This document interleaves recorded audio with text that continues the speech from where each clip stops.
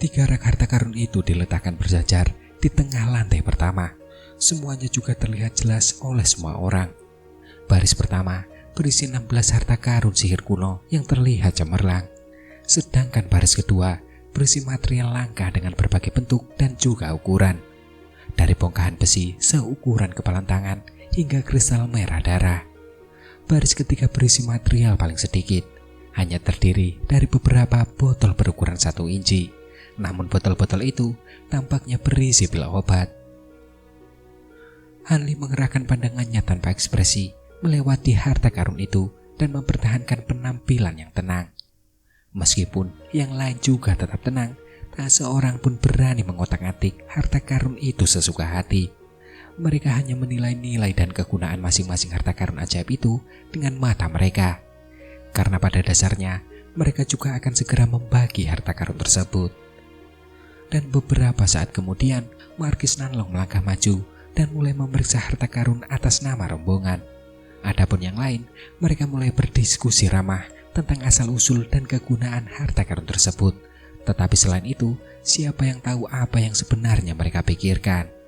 Pada saat itu, Hanli melirik sekeliling ruangan. Selain rak-rak buku, ada sebuah karpet dan tanaman kecil berwarna hijau zamrud yang diletakkan di dekat jendela. Dan melihat itu, hati Hanli berdebar. Namun tepat ketika dia hendak menghampiri mereka, lelaki tua berpakaian putih itu muncul di depan karpet itu dengan sangat cepat. Sesaat kemudian, karpet itu terbang ke tangannya hanya dengan lambaian tangannya dan dia mulai memeriksanya. Di sisi lain, Hanli mengerutkan kening dan malah berjalan ke arah tanaman kecil di dekat jendela, serta kemudian memeriksanya dengan seksama. Setelah ia mulai memeriksanya, tiba-tiba ia mendengar suara merdu dari belakangnya. Apakah senior Han tertarik dengan ramuan yin ini? Meskipun jarang terlihat, ramuan ini merupakan bahan optimal untuk memurnikan pil obat tipe yin. Ramuan ini mampu meningkatkan khasiat obat tanpa efek samping apapun, ucap Yan Ruyan. Sesaat kemudian dengan ekspresi aneh, dia perlahan berbalik dan melihat Yan Ruyan berdiri di belakangnya. Dan sesaat kemudian, Hanli dengan tenang menjawab, ramuan yin berbeda dari ramuan lainnya. Khasiat obatnya paling kuat hanya ketika berusia 100 tahun. Sekarang setelah mencapai usia yang sangat tua, ramuan ini tidak lagi berguna, ucap Hanli. Tatapan Hanli kemudian menyapu ruangan dan menepati Wang Chen mengikuti Wang Tiangu dari dekat. Ia nampak dengan bersemangat membisikkan sesuatu dengan paman keduanya dan tidak memperhatikan apa yang sedang dilakukan Yan Ruyan. Di sisi lain, Yan Ruyan tersenyum dan menatap Hanli dengan mata berbinar. Aku tidak menyangka senior Han tidak hanya mahir dalam formasi sihir, tetapi juga dalam pemurnian pil obat. Kau benar-benar membuatku kagum, ucap Yan Ruyan.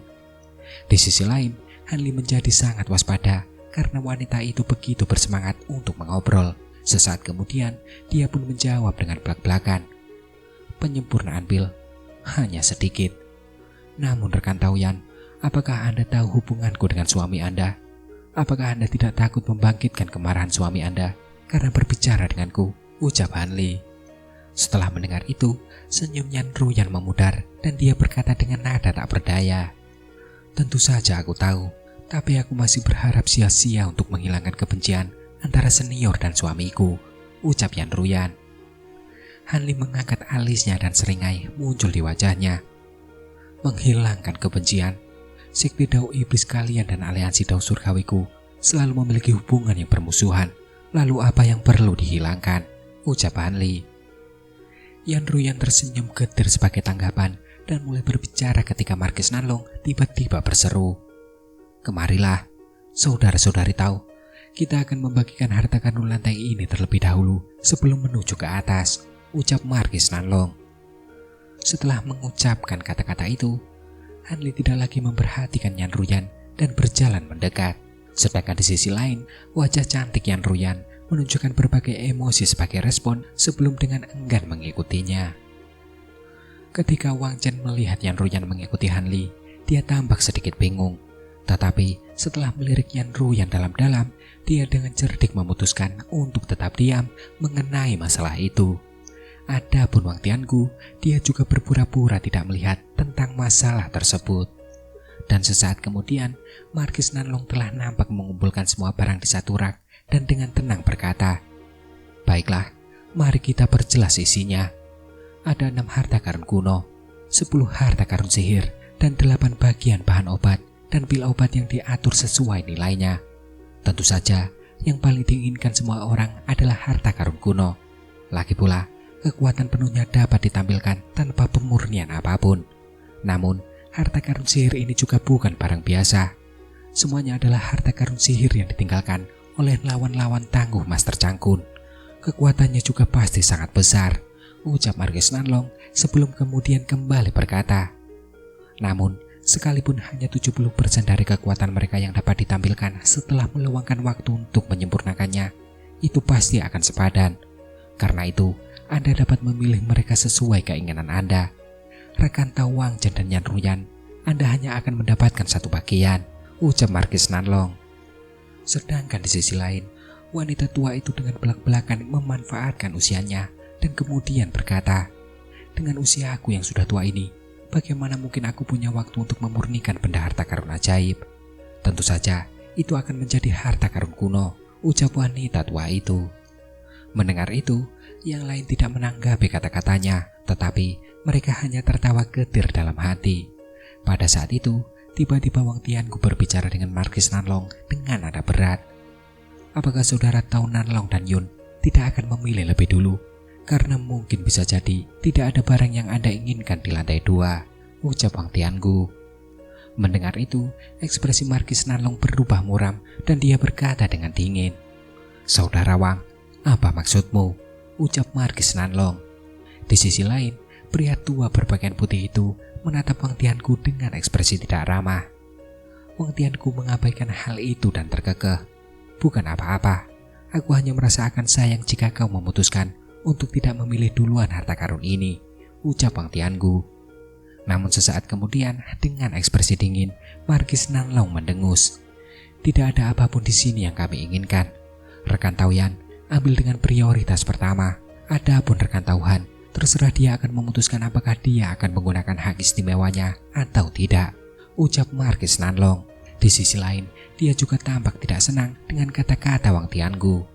Sesaat kemudian, Han Li mengusap dagunya dan berkata dengan santai, "Aku juga tidak ingin menggunakan hak istimewaku. Aku akan menyimpannya untuk lantai 2, ucap Han Li. Namun sesaat kemudian, Wang Tiangu berbicara tanpa ragu.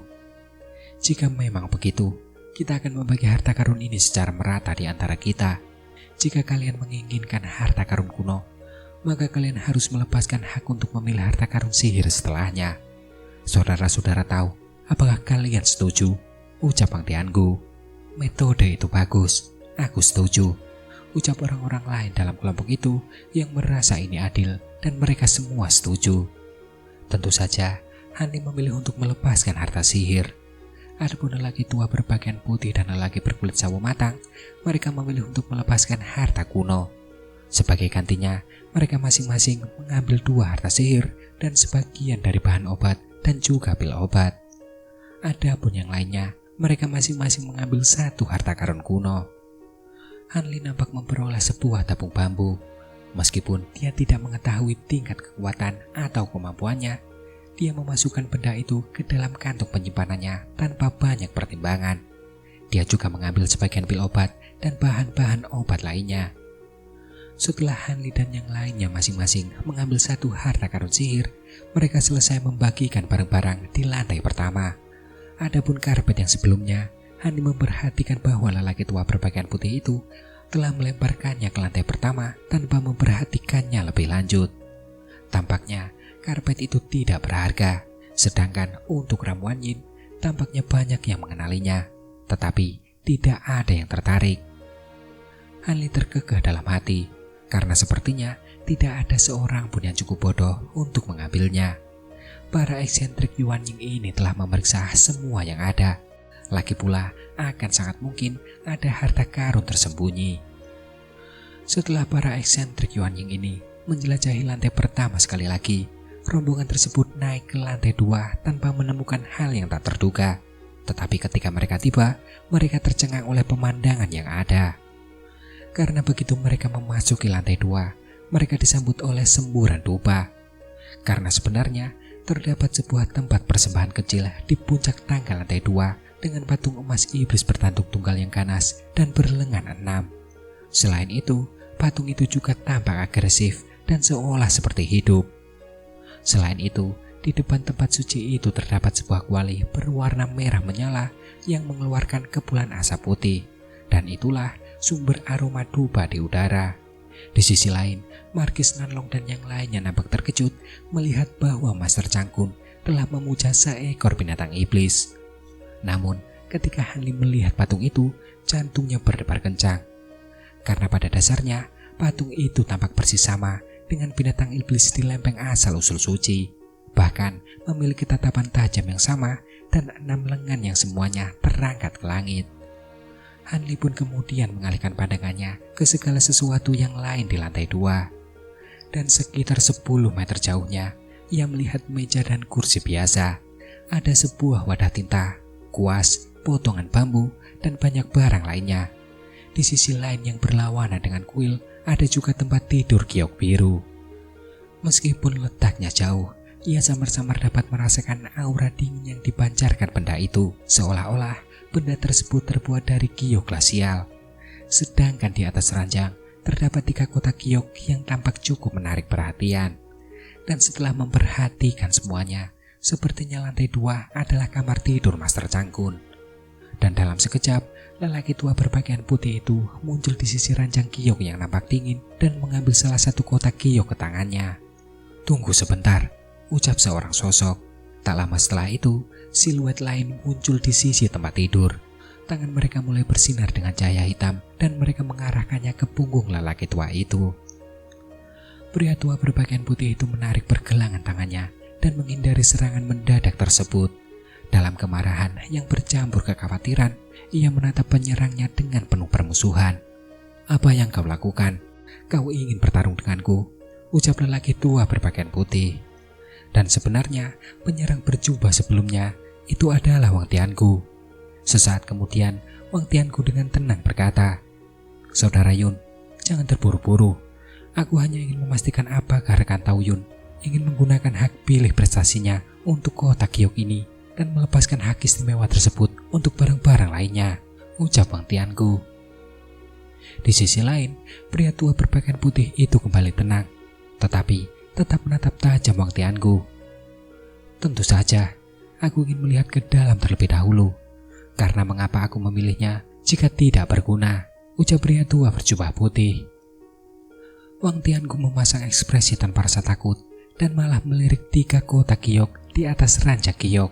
Dia kemudian dengan tenang berkata, "Jika aku ingat dengan benar, kita sepakat bahwa kalian berdua akan memilih lebih dulu dan kita akan membagi sisanya secara merata. Tetapi bukankah rekan Tao percaya bahwa akan ada cukup untuk dibagi setelah kotak-kotak giok itu diambil?" ucap Wang Tiangu. "Apa yang direncanakan oleh rekan Tao? Katakan saja. Apakah kau berencana mengingkari perjanjian kita?" ucap Markis Nanlong yang kemudian melangkah maju beberapa langkah dan berdiri di samping lelaki tua itu. Dengan ekspresi jahat, dia melirik melewati ketiga kultivator sekte roh hantu itu. Mendengar itu, Wang Tiangu tersenyum dan dengan tenang berkata, "Aku tidak berniat mengingkari janjiku. Namun, terlalu sedikit harta karun di lantai 2 untuk diputuskan. Karena kotak giok tidak dapat ditembus dengan indera spiritual, kemungkinan besar itu adalah barang paling berharga di gudang ini. Bisa jadi mungkin seni kultivasi mendalam Master Cangkun, atau mungkin rahasia lembah iblis ada di dalamnya. Lantas bahkan dalam keadaan seperti ini, kalian berdua sesama penganut Tao ingin menilai-nilainya sebelum memilih barang tersebut. Bukankah ini berlebihan?" ucap Wang Tiangu. Sesaat kemudian, pria tua berpakaian putih itu berkata, "Berlebihan? Aku hanya ingat bahwa Anda sesama penganut Tao secara pribadi menyetujui syarat-syarat pemilihan prioritas kami. Apa hubungannya dengan kami jika barang-barang di sini tidak mencukupi?" ucap pria tua berpakaian putih. Di sisi lain, wanita tua itu dengan terkejut mendukung Wang Tiangu. Hingga sesaat kemudian, ia pun mulai berkata, "Kata-kata itu tidak bisa diucapkan. Sesama Tao diperbolehkan memilih barang terlebih dahulu, tetapi mereka tidak boleh memeriksa isi kotak-kotak tersebut. Jika saudara Tao ragu, mereka dapat memilih barang lain." Misalnya, ranjang giok glasial ini adalah harta karun yang cukup langka. Bagi kultivator dengan seni kultivasi asin, ini adalah harta karun yang sangat berharga, ucap wanita tua itu. Setelah itu, ekspresi Marquis Nanlong berubah muram. Tiba-tiba, ia memancarkan tekanan luar biasa yang memaksa Wang Tiangu dan wanita tua itu mundur selangkah. Karena pada dasarnya, pada tahap Yuanying, perbedaan kekuatan antara tahap awal dan pertengahan bukanlah sesuatu yang bisa diremehkan. Marquis Nanlong menyipitkan matanya dan menyapu pandangannya, melewati anggota rombongan lainnya dengan tatapan sedingin ujung pedang. Jika ada yang percaya bahwa perkataan saudara Tawang masuk akal, majulah. Agar saudara Wang bertindak begitu berani, seharusnya lebih dari sekedar nyata yang mendukungnya, ucap Marquis Nanlong. Setelah hening sejenak, wanita tua itu dengan tenang berkata, Marquis Nanlong, tidak perlu marah. Kata-kata saudara Wang bukan tanpa alasan. Sesama tahu tidak bisa hanya meninggalkan kita dengan sisa-sisa, ucap Nyonya Tai. Dan di sisi lain, ada pun kultivator berwajah tegas itu, tanpa sadar ia mengerutkan kening dan ragu-ragu berdiri di belakang Wang Tiangu, seolah melupakan hubungan tidak bersahabat mereka. Dan tiba-tiba, selain Hanli, kedua belah pihak berdiri berhadapan. Ekspresi Marquis Nanlong dan pria tua berpakaian putih itu berubah drastis. Marquis Nanlong seketika kembali tenang dan bertanya, sepertinya kalian sudah membentuk kelompok sebelumnya. Kapan kalian memutuskan ini? Kalian seharusnya tidak punya kesempatan untuk melakukannya di perjalanan ke sini, ucap Marquis Nanlong. Mendengar itu, Wang Tiangu dengan santai berkata, tidak mungkin membentuk kelompok sekaligus. Aku dan rekan Tau ini mengadakan pertemuan kecil sebelum berangkat. Kami membicarakan beberapa rencana untuk menyelamatkan diri, serta kemungkinan keadaan tak terduga. Ini adalah salah satu situasi yang telah kami antisipasi. Sekarang, kami tidak punya pilihan selain melawan rekan Tau Nanlong dan Yun, ucap Wang Tiangu. Di sisi lain, ekspresi Marquis Nanlong menjadi dingin. Tatapannya segera tertuju pada Hanli dan dia bertanya dengan serius. Saudara Tauhan, apa yang akan Anda lakukan? Ucap Marquis Nanlong. Saat ini, 2 kultivator Yuanying tingkat menengah sedang berhadapan dengan 4 kultivator Yuanying tingkat awal dan 2 kultivator formasi Yin di tingkat akhir. Dari segi keseimbangan kekuatan, Hanli yang belum menentukan pihak mana yang akan didukungnya telah menjadi titik krusial dalam konflik ini. Hanli tidak langsung memilih. Dia hanya menoleh dan dengan tenang memandang rombongan Wang Tiangu serta berusaha membaca ekspresi mereka sebaik mungkin. Sedangkan Wang Tiangu tidak hanya menatap Hanli dengan ekspresi tenang, tetapi juga tersenyum tenang tanpa menunjukkan sedikit pun kekhawatiran. Di sisinya, Wang Chen tampak bersemangat dan Yan Ruyan tampak bingung. Mereka sepertinya tidak tahu bahwa Wang Tiangu dan yang lainnya telah membentuk aliansi sebelumnya. Nyonya Tai dan kultivator berwajah tegas itu tidak menunjukkan sedikit pun rasa khawatir. Mereka hanya melirik Hanli dengan tatapan tanpa emosi. Jantung Hanli berdebar kencang.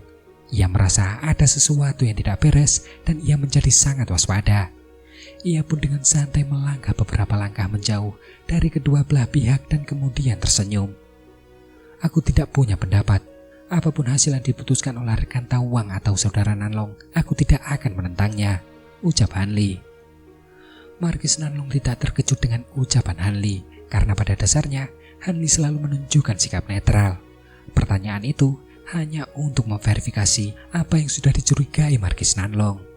Sesaat kemudian, ekspresi Marquis Nanlong menjadi tenang dan dia mengangguk kepada Hanli. Tatapannya kemudian beralih ke Wang Tiangu dan dia tersenyum dingin seolah hendak berbicara. Namun pada saat itu, lelaki tua berpakaian putih itu tiba-tiba melangkah maju dan dengan dingin berkata, Saudara Nanlong, untuk alasan apa kau berbicara dengan mereka? Apakah orang-orang ini benar-benar percaya bahwa mereka akan mampu membuat kita mundur dengan bergandengan tangan? Mereka benar-benar delusional, ucap pria tua berpakaian putih. Dan sesaat setelah mengucapkan itu, dia tiba-tiba membuka mulutnya dan memuntahkan harta sihir yang berkilauan.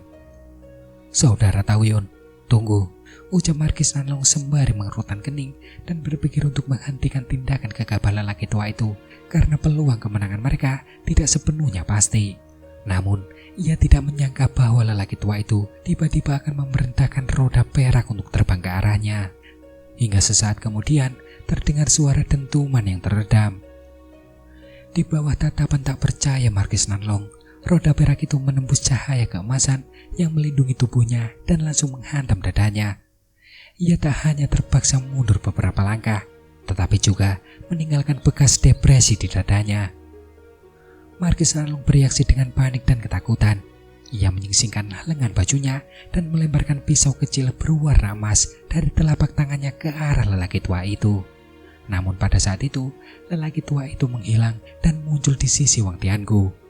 Dia mengangkat tangannya dan memerintahkan roda perak untuk menangkis pedang emas. Kemudian, dia melirik dingin ke dada Marquis Nanlong. Di bawah jubahnya yang robek, terdapat lapisan baju sirah kain biru berkilauan. Namun, meskipun terdapat lekukan yang dalam, pada dasarnya baju sirah itu masih utuh. Melihat itu, ekspresi lelaki tua itu berubah sedikit dan ia bergumam tanpa ekspresi. "Sirah badak biru, seperti yang diduga, kau benar-benar memakainya," ucap pria tua berjubah putih. Di sisi lain, pipi Marquis Nanlong mulai memerah dan dia mengelus dadanya, menatap lelaki tua itu sambil berkata dengan marah, "Bagus, sangat bagus. Aku tidak menyangka kau telah dibeli oleh mereka," ucap Marquis Nanlong. Meskipun pandangan mereka terhalang oleh cahaya yang menyilaukan, semua orang dapat melihat bahwa dia terluka parah. Namun, orang tua itu mengabaikan Marquis Nanlong seolah-olah dia orang asing dan berkata, "Saudara-saudara tahu, berhati-hatilah. Jangan biarkan dia meninggalkan tempat ini hidup-hidup. Dengan kultivasinya, kita akan menarik banyak masalah," ucap pria tua berpakaian putih. Di sudut lain, kultivator berwajah tegas itu menyeringai sini sebelum kemudian berkata, "Tenang saja, kita memiliki banyak orang di pihak kita, dan dia terluka parah. Mustahil baginya untuk melarikan diri," ucap pria berwajah tegas itu. Dan sesaat kemudian setelah ia berkata, dia memuntahkan pedang terbang berwarna putih berkabut dari dalam mulutnya. Pada saat itu, Wang Tiangu menoleh ke arah Han Li dan dengan ramah berkata, "Saudara Tauhan, jika Anda membantu kami menghadapinya, Anda akan menerima sebagian besar dari hartanya. Bagaimana?" ucap Wang Tiangu. Selain itu, Wang Tiangu berbicara dengan tulus, seolah mengabaikan permusuhan masa lalu antara Han Li dan Wang Chen. "Membantumu," gumam Han Li. Adegan sebelumnya sangat mengejutkan Han Li dan ekspresinya berubah drastis. Sesaat kemudian, matanya tertuju ke arah tangga. Saat lelaki tua itu menyerang Marquis Nanlong, wanita tua itu juga diam-diam menjaga tangga, karena jika tidak, Han Li pasti sudah melarikan diri. Karena dinding pavilion itu berkedip-kedip dengan cahaya putih, jelas bahwa pavilion itu berada di bawah pengaruh pembatasan yang sangat kuat dan tidak mungkin ditembus. Han Li pun tidak mempercayai usulan Wang Tiangu untuk bergabung, karena sudah pasti Han Li akan menjadi korban selanjutnya setelah Marquis Nanlong disingkirkan. Karena pada dasarnya, mereka pasti sudah menawarkan Han Li untuk bergabung sejak awal jika bukan karena itu. Dia juga menduga bahwa sejak awal sudah diputuskan bahwa Han Li akan mati bersama Marquis Nanlong. Dan dengan pemikiran itu, ekspresi Han Li tetap tenang saat ia mencoba untuk menyetujui mereka untuk sementara waktu.